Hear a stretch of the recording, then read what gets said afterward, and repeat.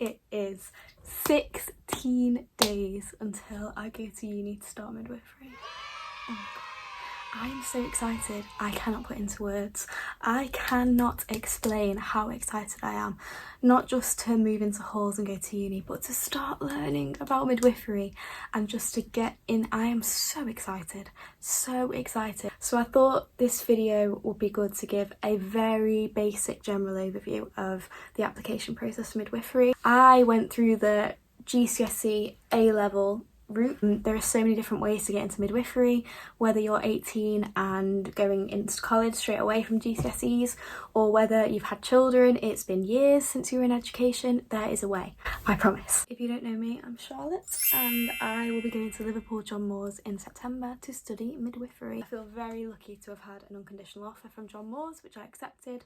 My insurance was Leeds, and then I also applied for Nottingham, Chester and King's College London.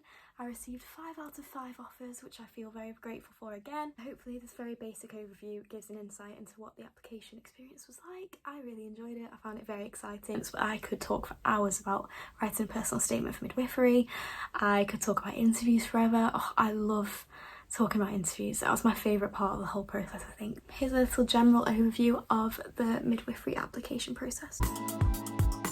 When I was in year 9, I had no idea I wanted to be a midwife. So I didn't choose any midwifery specific GCSEs, not that you can really. So if you're in year 9 watching this thinking about what to choose, the official UCAS requirements are 4 or 5 GCSEs, grades 9 to 4, so A star to C. It depends on the uni. Each uni's requirements differ. Some schools may offer child development as a subject. My school did, but I personally didn't take it. It won't harm your application if you don't do child development, so if your school doesn't offer it, don't worry. And it isn't required to do triple science. If you do like science, you can do it to boost your application. There is a lot of anatomy and physiology in midwifery, but triple science is not required. Most of the women I met, there are only women in my cohort, were out of education for years and they may have failed their GCSEs first time 15, 20 years ago. There are so many ways around that. Access courses may offer a GCSE course for you to get your maths and English alongside the midwifery access course, but there's always a way. Don't feel like because you haven't done your GCSEs for years or that you didn't get the grades required that you can't be a midwife. Of course you can. Of course you can. If you want to be a midwife, you can make it happen. After GCSEs, I went straight to sixth form and did A-levels, which was so fun. I didn't actually do my A-levels because of Corona. I did the whole of year 12 and then I left midway through year 13 and then got my predicted grades, got AAC.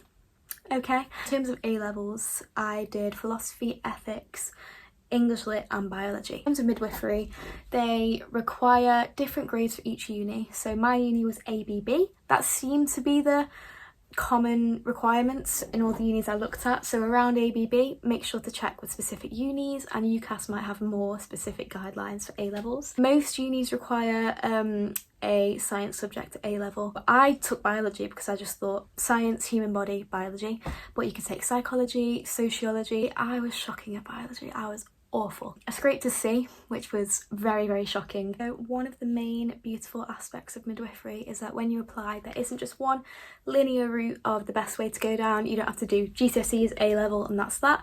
You can do an access course, which I did not do, but I've only heard good things. I was really jealous of the girls that I met that had done an access course. It just sounded amazing. If you maybe don't find the idea of A-level very appealing, then you can always do an access course. If you've taken a little break from education and you can't go back to college, access course. Door to midwifery is so open regardless of whether you got the GCSE or A-level grades, if you went to college or not, no matter how old you are. Access course is always a great option if that applies to you. That beautiful time of year comes around, September time-ish for me, where it's time to start your UCAS application, which I'm getting excited now and I've done it. I really want to do it again, live through that again. Oh, I'm so excited. Can you tell? I need a drink. I'm so excited. In terms of UCAS application, you fill out some personal details, and this is a time as well, if you haven't already, where you might want to start looking at universities. There are so many ways to look at universities if you can't for any reason go to an open day. You can first of all go on the UCAS website. You can go on, there's a really good website, theuniguide.co.uk, and it has all the statistics, all the requirements. It has an outline of the modules in the course, which I found really interesting. You can also go on the university websites themselves. They're going to be able able to give you information that you wouldn't otherwise find on UCAS. Some points to consider when it comes to choosing a university that are midwifery specific. One of the main ones I found that I actually wasn't aware of when I was choosing to apply for midwifery was placements being block or integrated, because the university course midwifery is 50% theory, 50% practical. Your practical time you'll spend on placement, which could be in a hospital, it could be community placement, all that good stuff. Sign me up, cannot wait. Block placements would be, which is what my university offers, would be, so say 6 weeks of theory where you're in uni learning, and then you would be 6 weeks in placement, so out doing all your practical stuff that you just learn the theory for. Some universities don't offer block placements, they offer integrated. You could spend 2 days in uni doing theory and then you could be out on placement. So it's all in together, it's not separate, which isn't my cup of tea, but it might be your cup of tea. I researched into it and I thought block was better for me, so I applied to unis that purely do block placements. I bloody love my open days. I was such a nerd. I would really recommend, if you're able, to spend a whole day there. It doesn't have to be expensive. You can just get there early, have a look around the uni, most importantly. And I would really recommend bringing a notepad and a pen. I felt like a nerd, I felt like a gimp, but you can use your phone notes as well. I took a notepad and pen and I found it really helpful. If you go to a sample lecture and they have a PowerPoint on the board, this is my #1 tip. You can write down stuff they really emphasise and you can reflect that back in your application. I have a list here, my original list of what I wrote down at each open day. I obviously wouldn't copy. You can't copy because UCAS are very good at finding plagiarism. I'd written vocational, enjoy biology, skills, additional reading, enjoy working with families and women, really interested in the physiology and biology of childbirth. Not just interested, really interested. Nursing and midwifery council, future midwife, familiarity. Enjoy the constantly changing diversity and learning process. Standards of proficiency for midwives as of January 2019. That's a bit wordy. I would just take the information they had, I would take pictures of it. I saw other people taking pictures and I was like, I'm doing that. Didn't know why I would. It came in handy later when I realised that I could use what they said and focus and hone in my application onto that. I found it sick because in some open days they would have like their animatronic skills lab open. You go in and there'd be just a woman crowning, a woman robot. Got to get in a birthing pool, I got to try in a pregnancy belly. It's just fun. Really get excited for your open day and get the most out of it as you possibly can. Don't be afraid to look like a nerd, because if you're passionate about midwifery, if you can't tell, I'm quite passionate and excited. Say the word UCAS and floodgates open. I haven't even got onto bloody personal statements yet or interviews. This video is going to be so long, I'm so sorry. Personal statement is often very feared. I was quite scared of it.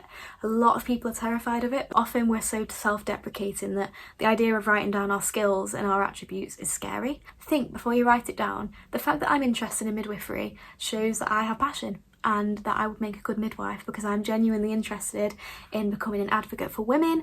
I'm interested in the physiology of childbirth. So if you're genuinely passionate, don't be scared, because it will come through. We chat for years about personal statements, because I'm not gonna lie, I did enjoy writing mine quite a lot. I just hated revising for A-levels, so instead I'd use that time for something productive. I'd write my personal statement over and over again. Make sure you understand what the role of the midwife is. And that sounds very patronising, because if you're watching this and you want to apply, then of course you will. Make sure you really understand the 6 C's of nursing and midwifery. I'm not going to name off my head because I don't think I know them off my heart. Like care, compassion, stuff like that. So midwifery is by no means an easy course or career. They want to know that you really understand what you're signing up for. You've done a UCAS application, you've done your personal statement, and then you send it off. You send it off and then you wait, because we don't get offers straight away. We get invitations to interview. If you've got an invitation to interview, well done, because it shows that they really liked what they read on the personal statement and your application. Just the process of the interview days I really enjoyed, mainly because you're in an environment now where you can chat about midwifery, you can show off all the information you've got from pre-reading, from reading journals and reading books and articles. You can sell yourself, and they already like you, otherwise they wouldn't have called you in for interview. Don't let comparison be the thief of joy. So allow yourself to make friends with the ladies around you. I had no men in my interviews, that's why I keep saying ladies. Obviously midwives can be men, but you'll typically get an invitation to interview on email. Depending on the uni, it might depend on how much detail they give. They will give you a brief overview of the day, they will give you a timetable. Out of the 5, there were every interview was a different type, which I quite like, kept me on my toes. I had a group interview, I had a role play, I had MMIs, which is multiple mini interviews, think like speed dating. I had a traditional interview, and I had to present an article that I'd read regarding midwifery. I'd say my number one tip for the interviews, aside from the actual interview, is make friends. I am now on social media with some girls that I'll probably never meet again, and often before you actually go into the interview room, you're sat in a waiting area with the other applicants, and use that time. Say that you're nervous, say that you're excited, chat about where they're from, where else they've applied, share experience. I loved being in the interview room with those girls waiting to go into the actual interview. And like, even after, I went to McDonald's with a girl that I'd never met before just after the interview, because we just wanted something to eat, and it wasn't awkward, it was so nice. Hi Lauren.